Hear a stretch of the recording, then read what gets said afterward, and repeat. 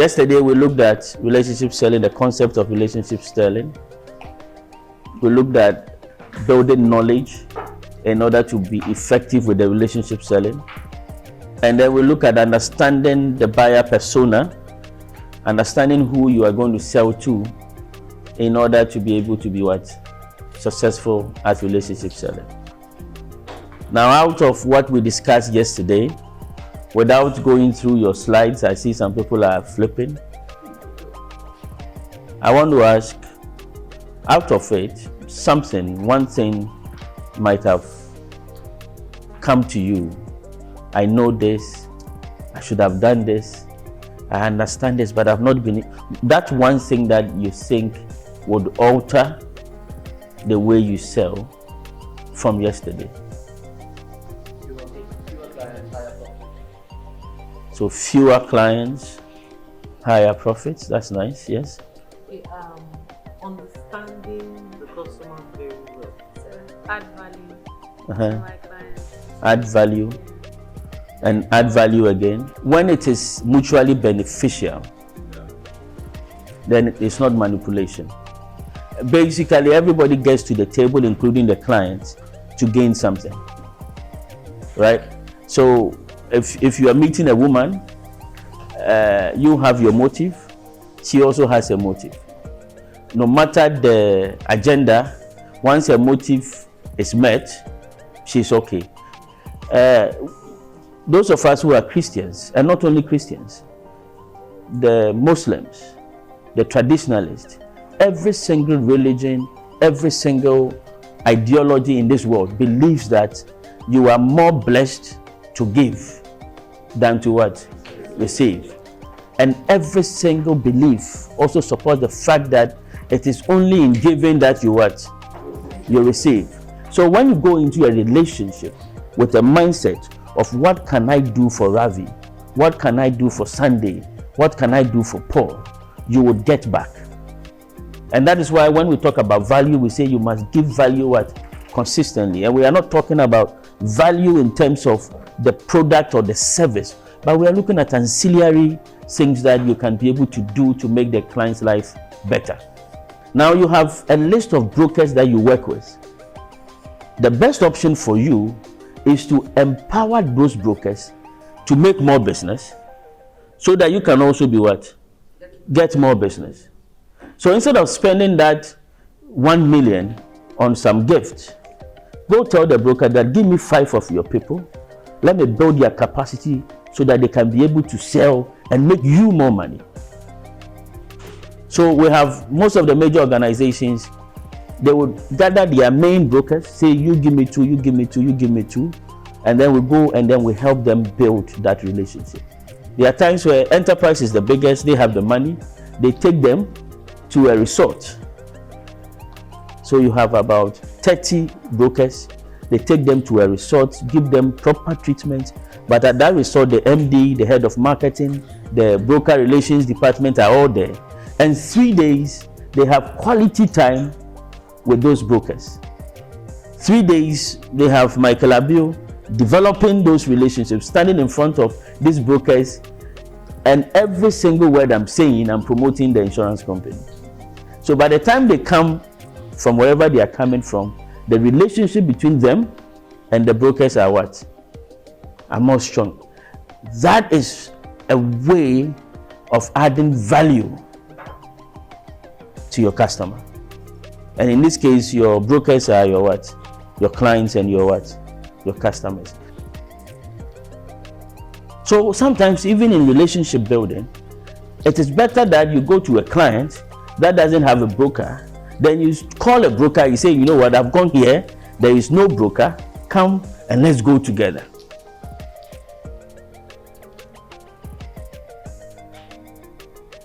That is adding value to your relationship.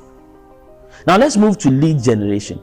Now once you get to lead generation, now you are looking at that act of bringing those prospects, those people, to the knowledge of things that are available and hoping that it would arouse their interest within the organization.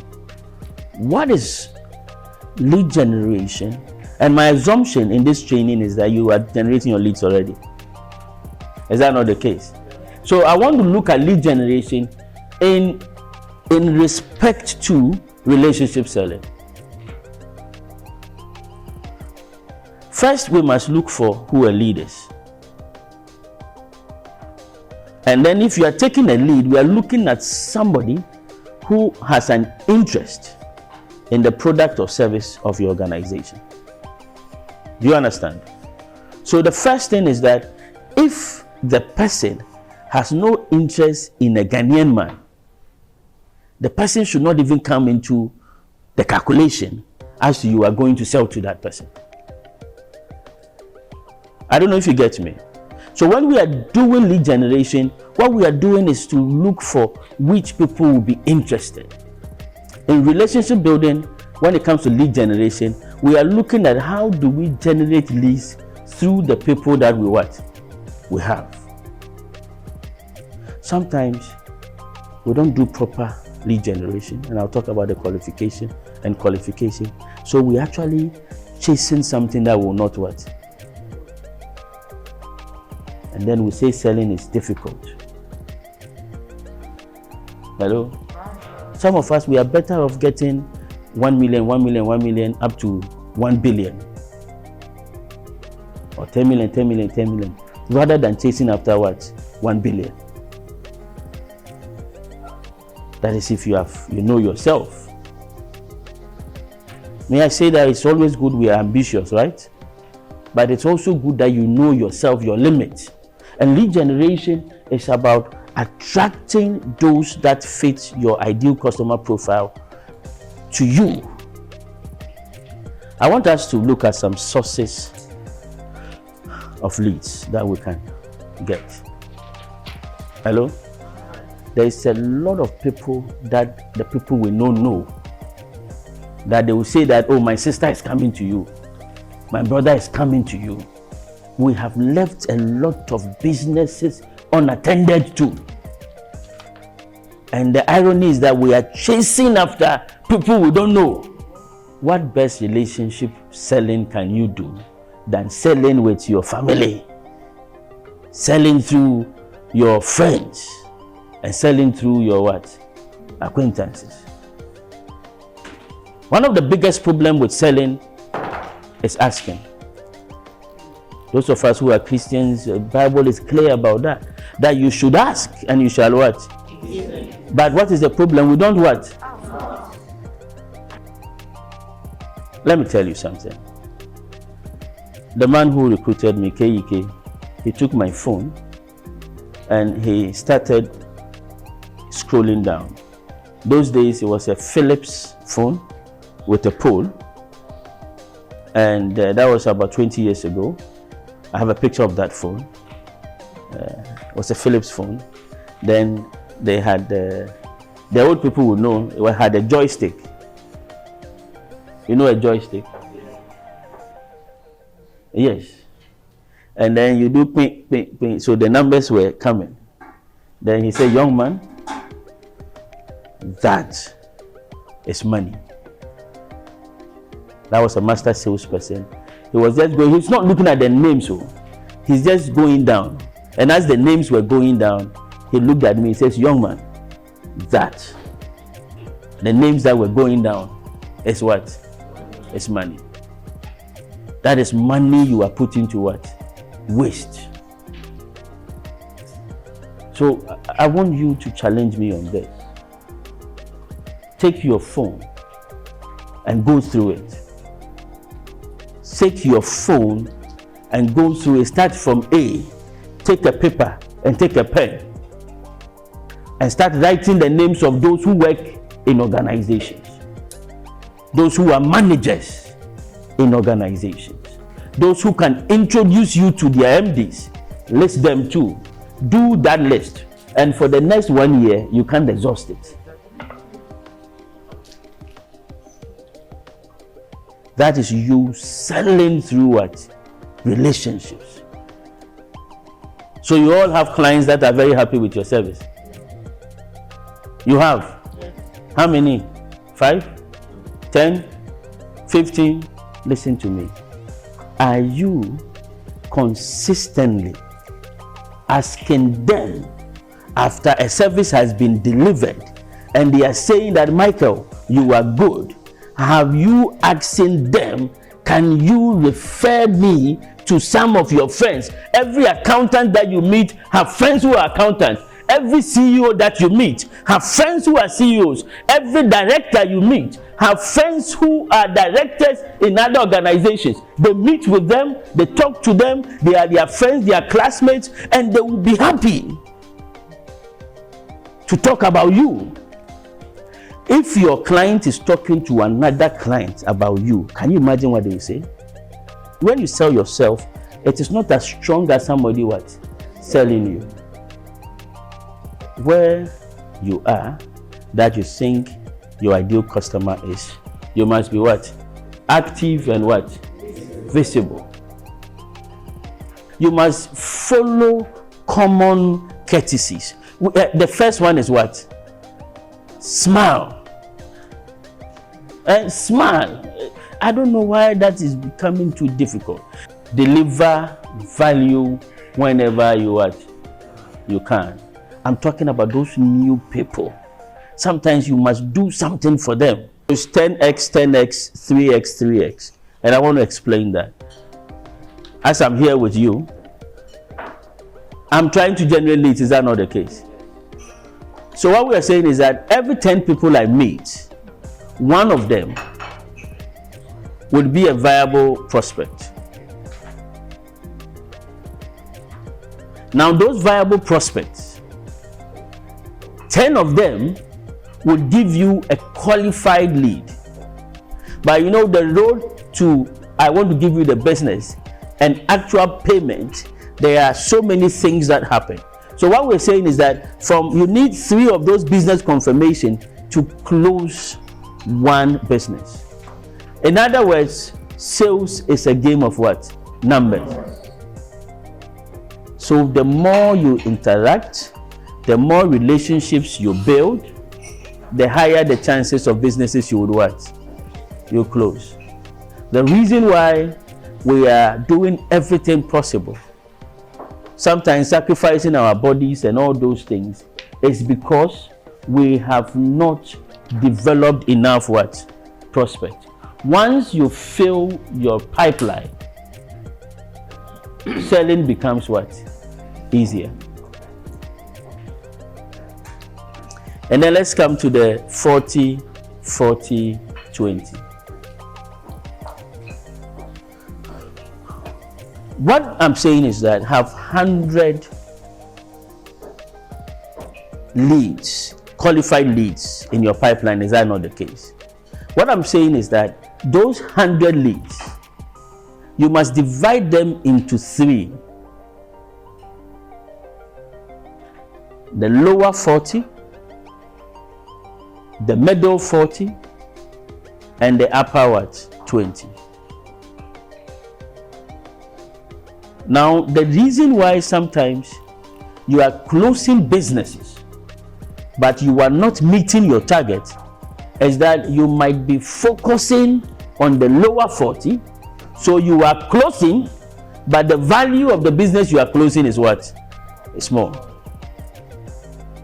A good salesperson creates what you call a fair balance with the 40, 40, 20 rule. Why? Because the lower 40 are those that will come in quickly. Some 5 cars, some 2 cars here. So your bosses will see that you are working. Things are coming, just that they are not what? The middle 40 takes time, but usually within 3 to 6 months, you know, and you are closing those businesses. 40 of those lists should be those middle class. And then as a salesperson, you must have 20% of the people you are following up on the middle class. These are people that you want only one in a year. Now the thing is that once you get the first one, and you are doing what I'm asking you to do, building relationships and all those things, there is no way you can lose that one. So every year, what you are doing is you are adding on. So out of the 20, what we are saying is that from January to December, close one. Because that one is going to introduce some 1 billion naira. So you must chase those ones too.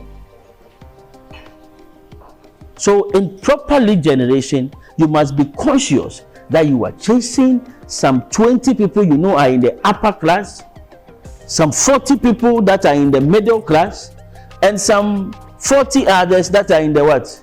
Lower class. If you get your lead generation wrong, your sales would have issues. It's the foundation.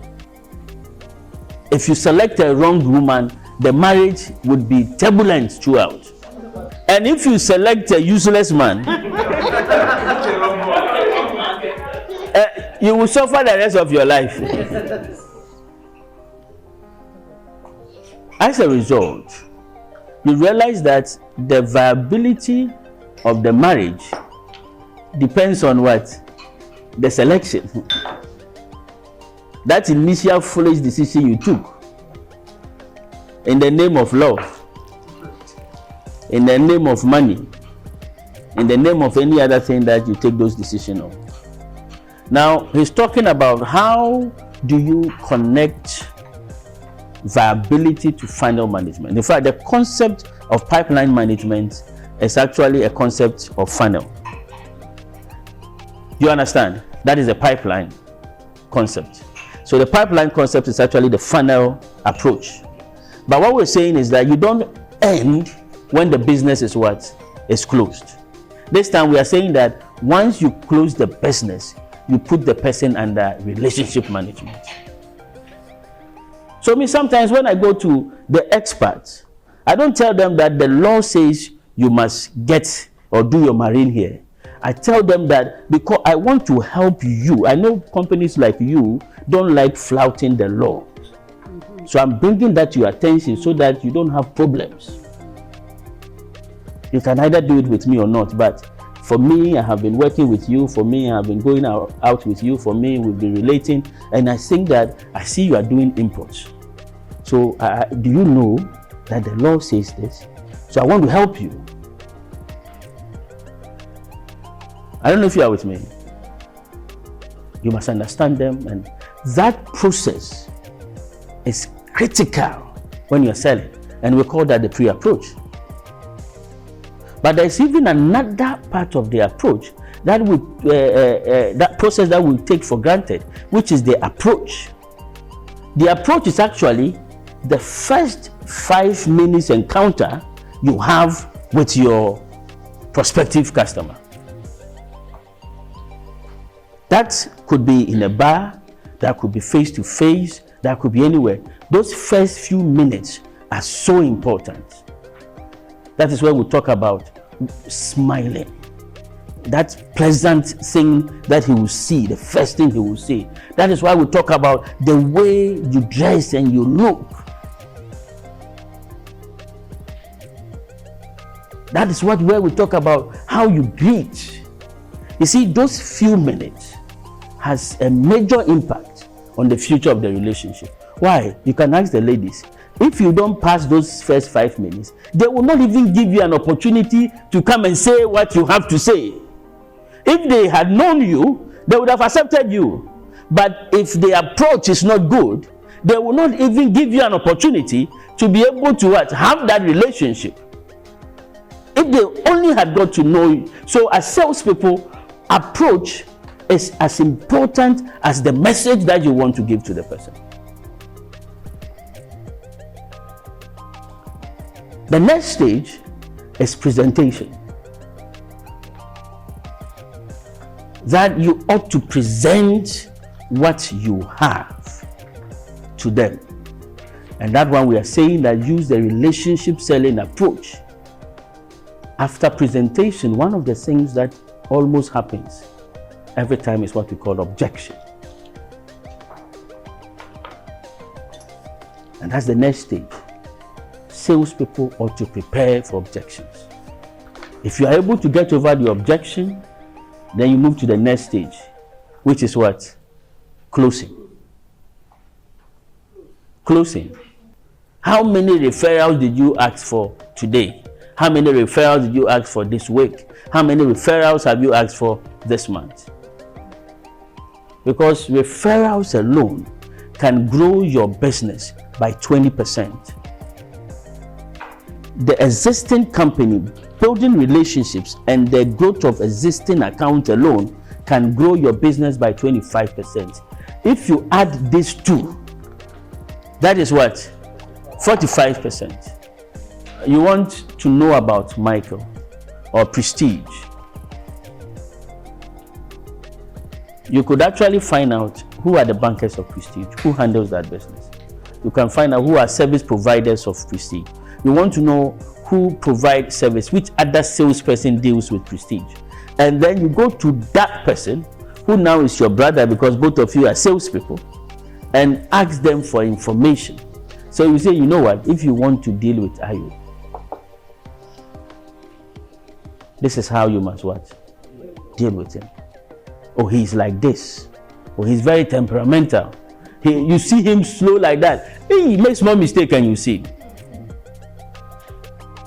So one way of getting information is look for who else is selling to that organization. Go online. Now, bra Google, sister Google. Yes, LinkedIn, their profiles, social media. These things have various sources of information you can get about the people that you want to look out for. So there are 3 stages of the after sales support. The first one is the immediate help after purchase, which is your proposal, what's the name, your policy documents, your receipts, the debit notes, and all those things that you must ensure that you are giving to your client. The life people, please deliver those policies to your client. And then the next one is, ongoing customer engagement. So, and sometimes organizations must build a community and what? A lifestyle. The monies that you are making, use some to make the customers that are with you feel proud that they are what? Are with you. In one environment. And then they are there with all of us, the salespeople, the MD. And what we do is that we spend the whole night. That night, any type of alcohol you want, the volume you want is available, meat, everything. They are top of the chain. And then what we do is that we allow them now to say solidarity messages. You wait, let them sip in some few things, you play some few music. As they have ate and they have drunk and the alcohol is up, that's when you start giving them the mic. And some of them will talk as if they own KEK. The way they will say it, if you are there, you are asking yourself, if these big boys are with them, why am I not what? With them? And sometimes you want to belong to that class. Because the politicians are there, the big business owners are there, the bank managers are there. And the last one is what? Is that possible? Go, no, don't go there. Don't go there. So, this is where I would end with you. The modern selling was generally me introducing you to the general concept of social media selling, email marketing, and telephone selling. Are you with me? Yes. But I'll take it up in my next training in November when I come back. That one, I will not be taking a half day or a full day talking about relationships, but we'll start straight with how you can what? Sell. And we'll go through the motions that way. So I'm very grateful. At this point, if there is any question you want to ask me, any question?